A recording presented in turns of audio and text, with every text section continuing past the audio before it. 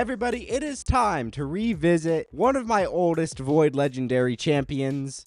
And you know what? He was the first one who I pulled from a shard. Konstantin the Dayborn. Guys, Void Legendary Sacred Order champion. I put him in Thor's gear, which is just my damage testing gear at this point. Got his masteries, equipped a relic on him. He's gonna be absolutely awesome. His A1 attacks one enemy with a drop defense. Can't be resisted if Vlad is on the same team. Vlad is an undead Void Legendary. Places an extra hit if the target is under any debuff. So, potentially, double hitter A1. If he places decreased defense with the first hit, he will place another hit. Then his A2. Rune Shatter attacks all enemies 2 times. Each hit will ignore 15% of the target's defense. Each hit will ignore an additional 10% of each target's defense for every leech, decreased defense, and block active skills debuff they are under. If a target is under leech, decreased defense, and block active skills simultaneously, each hit ignores 75% of their defense instead. That is on a 4-turn cooldown, 3-turn fully booked. I do like we've got an AoE double hitter with 15% ignore defense just built in. I like that. The A3 I don't really like. Attacks one enemy, 3-turn cooldown. Before attacking, steals all buffs from the target and transfers all debuffs from this champion to the target. Cannot be resisted when Vlad is on the same team. Resets the cooldown of this skill if the target is killed. If it would ignore some defense built in, it would be a great skill. As it is, it does hit hard, but it's kind of meh. Then the passive, enemies from the Undead Horde, Demon Spawn, and Knights Revenant factions killed by this champion cannot be revived. You want to know a secret? You can get Corrado for free, as well as Fane, Ugo, and Vergus right now. Here's exactly how to do it. Log out of Plarium Play and uninstall. Use the link in the description below to start a brand new Raid Shadow Legends account. Log in, complete the tutorial, and you'll find Corrado Fox Hunter in your inbox afterwards. As you level up, you'll also get Fane, Ugo, and Vergus. So don't wait. Use that link and start a brand new account right now. So there we go. As far as his kit is concerned, just straight up damage, right? Doesn't need accuracy, doesn't need anything, just straight up damage. For masteries, accordingly, we went down, we took Helm Smasher, we also took the Arena Masteries, Whirlwind of Death, and Cycle of Violence to get back to that AoE a little bit better. We also did Deterrence and Retribution to get in counterattacks, as well as Resurgent to remove debuffs from him. Also went with Life Drinker just to be able to heal a little bit if we need to. For a relic, we went with the Cat's Gaze, plus 12 Cat's Gaze to ignore 16% defense. With some of these gemstones here, we've got the Invigorated, Shield Breaker, and Life Drain gemstones. Let's go into Doom Tower and see just how hard my guy Konstantin can slap. We'll go over the stats at the end of the video. Let's see. Floor 1, Doom Tower. We don't need Thor because Thor has no gear now. Let's see. So we've got Lydia and Arbiter and Konstantin. Let's do Konstantin a little favor. Let's take his aura. Let's take his aura. Here we go. Is his aura arena only? It might be arena only, actually. All right, here we go. So we're going to go in. We're going to boost. We're going to go in and we're going to drop defense and weaken on everybody.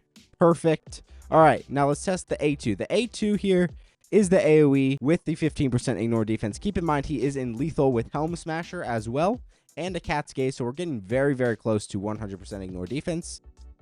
Wow. 80, 70, 80k per hit. Not bad.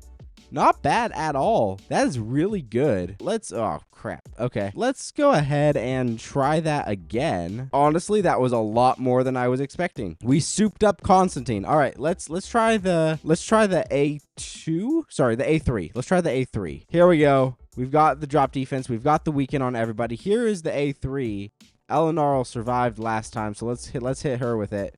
141k off that A3. That is not bad. Like, that's actually fantastic damage. And then let's figure out what this A1 has to offer us. We've got a boost, we've got a drop defense and a weaken, and then the A1 here is going to actually hit twice. Whoa, first hit just took care of it at 80k. So 80k per hit. That is potentially 160k per hit. That is crazy good. Crazy good. All right, let's go into Dragon hard mode just to see how this guy can do there. Reminder, we are taking increased attack and we are using his aura, assuming his aura even applies. I'm actually not sure that it does. Attack in arena battle. So, okay, it's only going to apply in arena, but it's a nice juicy boost to his attack. Here we go. So we're going to go ahead and we boost up. We throw in the drop defense and the weaken. All right, here we go. A2 in Dragon Hard mode. So, not the best in the world, unfortunately. Let's see. Honestly, if it can't like take out half their HP, I don't know. All right, then we're back to Konstantin. Let's see what the A2 can hit for against the Venus there. It didn't kill her, but it did hit for 146k. Now, keep in mind these are very tanky waves, so we are getting good numbers. Let's see what the I don't want Konstantin to die, so I want to see what his A1 can do in here in Dragon. Personally, I think one of the best ways to do this stuff is not with a nuker, but with an actual 85k. Honestly, those numbers aren't bad. It looks unimpressive because the HP isn't even half gone, but those numbers aren't bad at all. I'm being surprised with his damage right now. Let's go into Arena. Let's take him into Arena, see what he can do there. Let's see. I haven't played live Arena for a while, guys. Leo. Excuse me, not going to be able to do Leo. All right, here we go. Let's just slot him in place of Frolny. See what exactly this guy can do. Is he better than Frolny? He's in Thor's gear, so it's not really going to matter. Thor still gets his gear. All right, we're going to go ahead and boost up. We're going to go ahead and boost again with Padre. We're going to go ahead and boost a third time with Lady Kimi. All right, cool. Here's the AoE. Not bad. Not bad at all. Now, keep in mind his value is really going to shine against a team like this, which has a Mortu Macabre and an Ultimate Death Knight on it. Let's see what exactly we can do here. We're going to go ahead and boost. Going to go ahead and boost again. Then we try to strip. We don't strip the Stone Skin, unfortunately. I'm actually going to Quietude into the Pythion. Oh, it changed targets to the UDK. Crap. All right. Ally attack the Pythion, and the Stone Skin's going to wear off, so it's not really worth ally attacking the UDK. Let's see here. Boost. All right, here's the AoE against very protected enemies. I mean, honestly, that's kind of expected against very protected enemies, right? Man, we didn't break the Stone Skin. Let's try to... Man, ouch. That hurts a lot. We're cycling through our moves really fast here. Gonna go ahead and boost. We lost our Konstantin. Will it matter? Yeah, it's gonna matter. Let's start this over. Let's start this over, and we're gonna actually AoE first. AoE first, so that we can actually see his skills. All right, we boost up. We're doing all the boosts again. Maybe we'll have a chance to remove Stone Skin this time. We don't still. That's fine. All right, here's the AoE. Nice.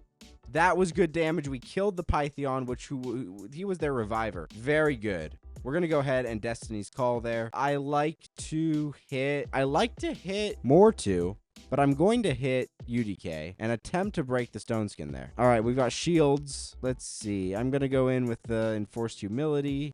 Oh, nice. We stripped the Mortu. Let's see if the Quietude... We still got UDK up there. That's right. Quietude ain't gonna kill anyone through Stone Skin, unfortunately. There we go. Let's go ahead and... Fart.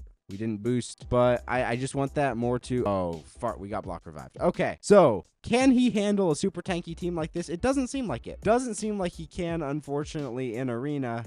Take him against Eric's. Eric's could be really good to test him against. We could also take him against Hefrak. Let's see. All right, let's boost up again. Let's boost up again. And then I really like my triple boosting team. Boost up a third time. Now, the question's going to be, can he break Hefrak's Stone Skin? He did not. And we got nuked by the Hefrak. You could build him with accuracy to try to steal Stone Skin, but that's only a 50-50 shot. So whether or not that's worth it, I don't really know. Guys, let me know what you think of Konstantin the Dayborn in the comments below. I think he does some pretty good damage for PvE content specifically. I've been Felris, sailing the seas of Raid Shadow Legends, and I'll see you in another video.